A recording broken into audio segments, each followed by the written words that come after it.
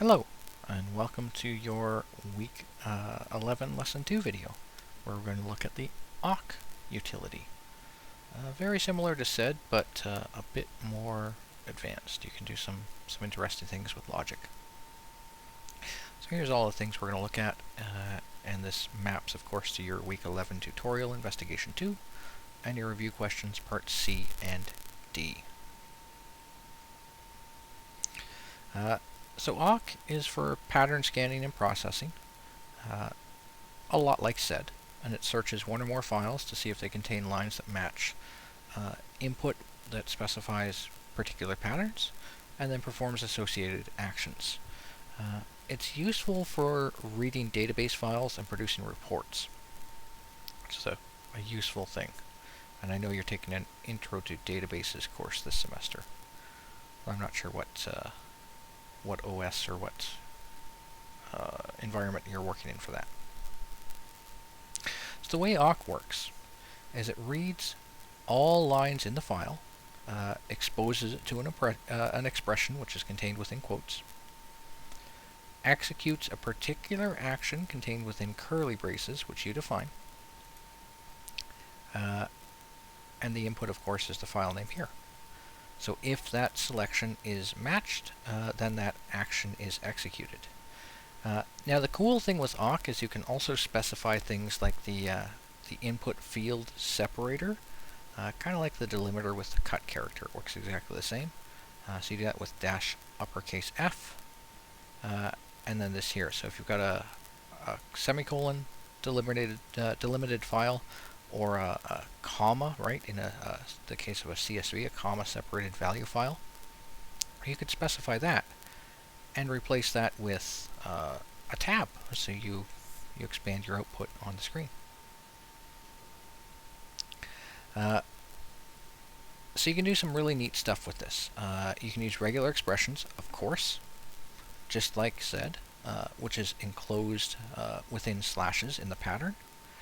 And you can match that pattern on particular lines within the file with the tilde, and particular lines being a $1, right?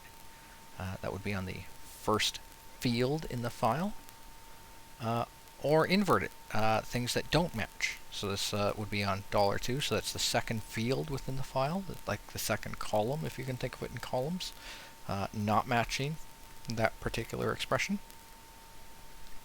Some pretty cool stuff. You can also perform numeric and string comparisons using different relational operators that we looked at in bash scripting, right? So you can use greater than or equal to, less than or equal to, and I might have those backwards because I always get those symbols backwards in context, but either way it works out. Equals is represented by two equal signs. Not equals is equal to an exclamation mark, meaning not, and then equals. You can also combine these using Boolean operators, such as a double pipe for an OR and a double ampersand for an AND. And you can use some built-in variables with this too, like NR for record number, which is your line number. So for example, NR greater than or equal to 1 and NR less than or equal to 5. So this is, of course, lines 1 through 5 inclusively. So your action here, contained within the curly braces, is whatever you want to be executed. By default, you get a print. So if you want to print, you actually don't have to include anything. But you can do things like delete, all kinds of neat stuff. And you can use parameters like $1 or $2 or $3 to represent the first field, second field, third field, and so on and so forth. $0 is a special variable. It represents all of the fields within a record, which is a line. And you can use built-in variables like NR for the number of records, or the record number, to represent a particular line number. So this example here would print the line number followed by the entire line. Could be a cool, useful thing to do. We're going to work with our cars.txt file for our example, but we have an example here using this data.txt. So we have a series of names, and then whether they are their status, right? Whether they are a professor or they are retired. So awk print on data.txt, of course, we're going to get the whole file, right? Because we just said print everything. We didn't specify our pattern, so you're going to get everything. Same file here. We're going to print beginning with an F to Z. So lines beginning with an uppercase F to Z. We would only get these two lines here. We would not get this one here. And we're printing them, of course. Exact same without the print. That's the only difference here. So if you don't include, you don't have to include print if that's your action you want, you're going to get it by default. Now, so you get the same output.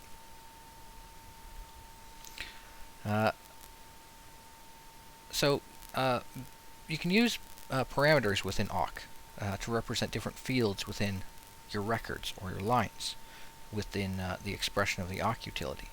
So we've already mentioned $0 represents all of the fields within a line. $1 would be the first field, $2 would be the second, $3 would be the third, and so on and so forth. And note that any fields greater than 9, you need to have parentheses around it to represent 10, 11, 12, etc. If you want them separated by a space, you need to include a comma.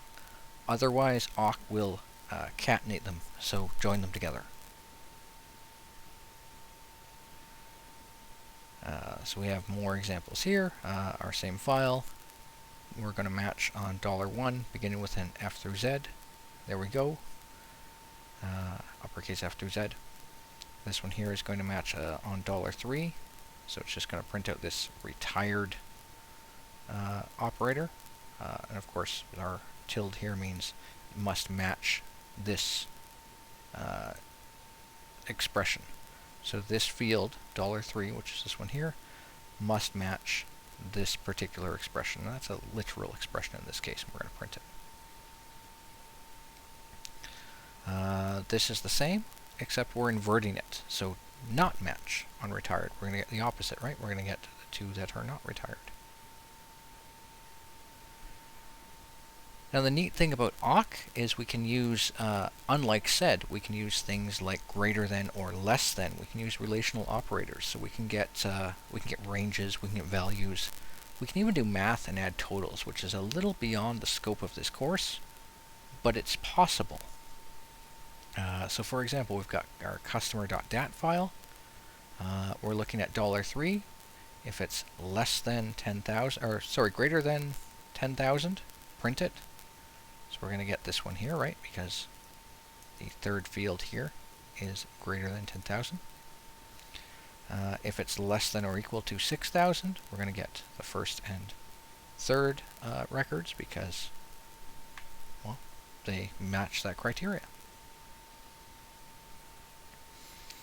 And as previously explained, we can use and or as conditional operators to specify ranges, right? So if $3 is greater than or equal to 5,000 and less than or equal to 10,000, we want to print it out.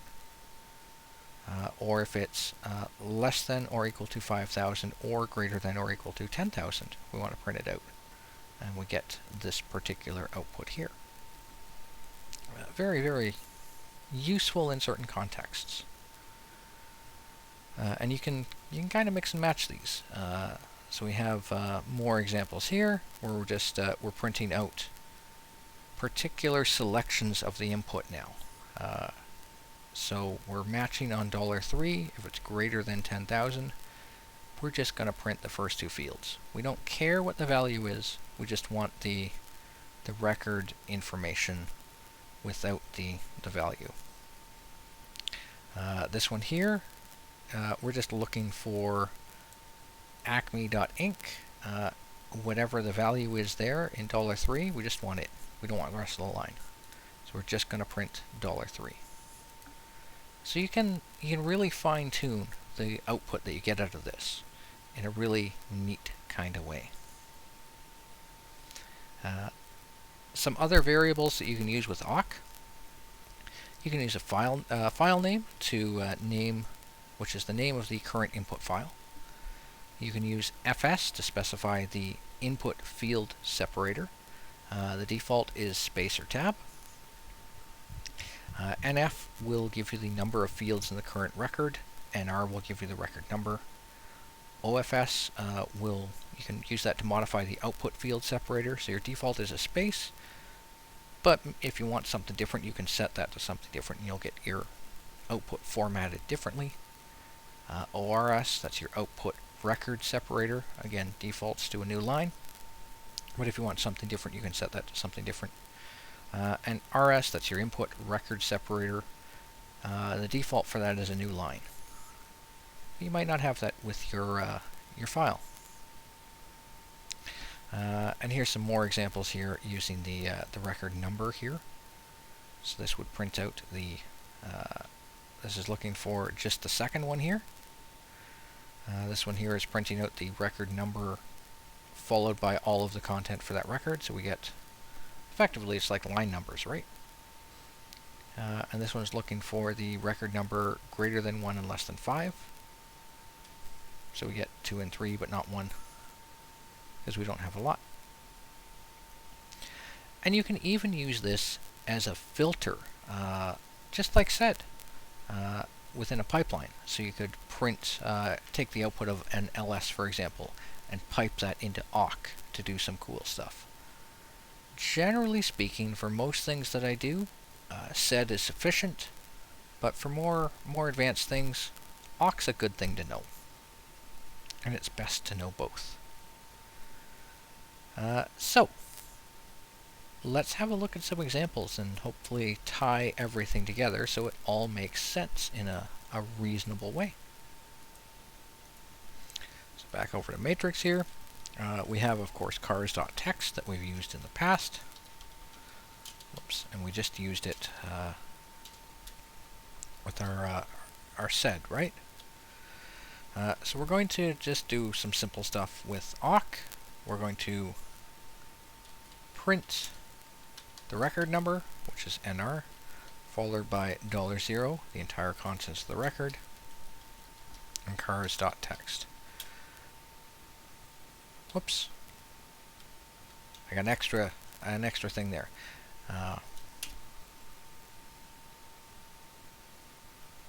What on earth is going on? Whoops. I see what I did. There we go. That's better. Silly typos. And there we go. It's like having the line number, right? We get the line number or the record number followed by the entire contents of the record. This could be useful. Clear that up. So awk, we're looking at the record number now. 2 equals sign is it 2? Print it out. And that's just going to give us the second record. If we wanted the third record, we could do something similar. If we wanted the first record, I think you get the idea.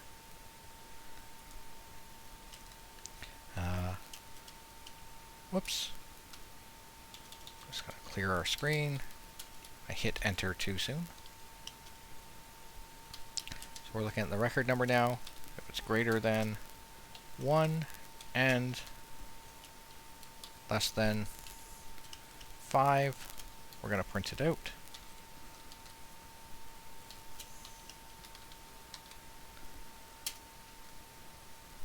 So there we go. We get our record numbers 1 through 5. Whoops, that's not what I wanted.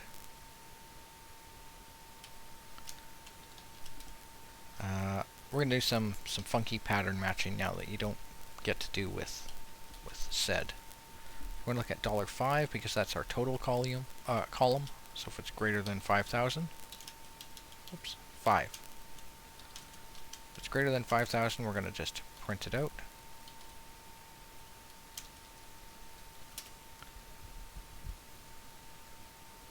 And that should have not given us that.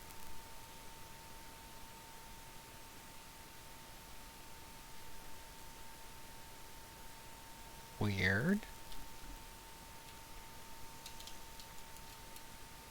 Oh, 500. I missed 0.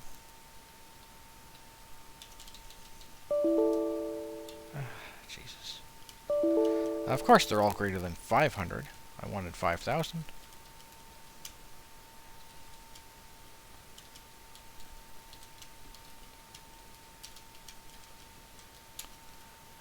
There we go, that's better. So we got values that are greater than 5,000. And as noted, right, print is the default action, so we can just leave it out when we get the same output. Could be useful. We could do things like delete.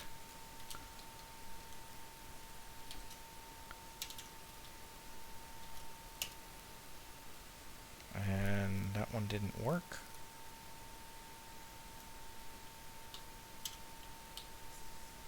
I think I messed something up there. That's okay. We're going to skip that one. And then finally, we can use some really cool stuff, like look at our fifth field, if it's greater than 5,000, and our third field, whoops, there you go, making typos again. If it's greater than 80, meaning 1980, then we're going to print it out. And I can leave the print out because it's the default action. And there we go. We're going to get cars here that are their value is greater than 5,000, and their year is the year it was made is greater than 1980. It's pretty awesome. I think that should be enough examples, hopefully.